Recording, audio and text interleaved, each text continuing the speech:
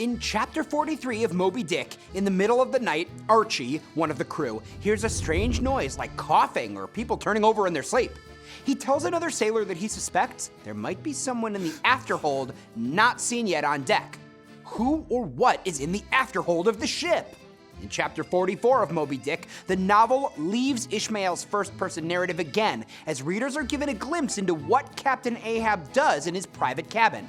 He pulls out a roll of sea charts and some old logbooks and studies them intently, marking and erasing as he plans and revises his course.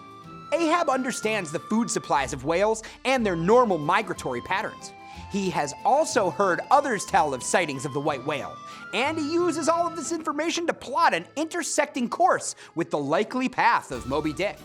Ahab is so obsessed with finding the white whale that he sleeps with clenched fists and has exhausting, vivid dreams.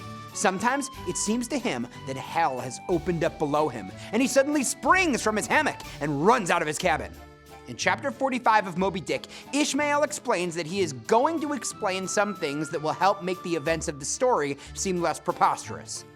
Based on his own observations, whales have been hit by harpoons, then escaped, only to be hit again at a later time by the same hand and killed.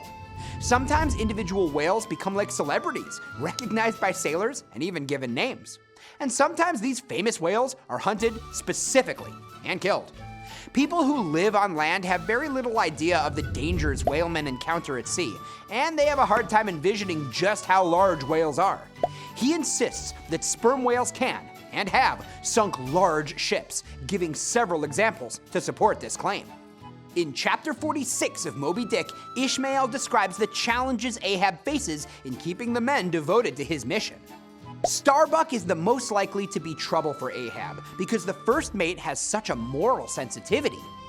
Ahab may have been a little impulsive in letting the crew know his prime but private purpose for the voyage so soon. Ahab likely still encourages his men to hunt sperm whales, not just Moby Dick, to keep up appearances. The end of chapter 44 contains an interesting twist on the idea that a person's body and soul are intertwined, yet separate. In effect, Ahab's soul has become his purpose, or his purpose has become his soul. When Ahab bursts from his room from terrifying nightmares, the text says that it was the eternal living principle or soul in him, not the man himself, that did this. Ahab's obsession is described as a kind of self-assumed, independent being of its own. The omniscient narrator caps this fantastical description by concluding ominously, "Thy thoughts have created a creature in thee."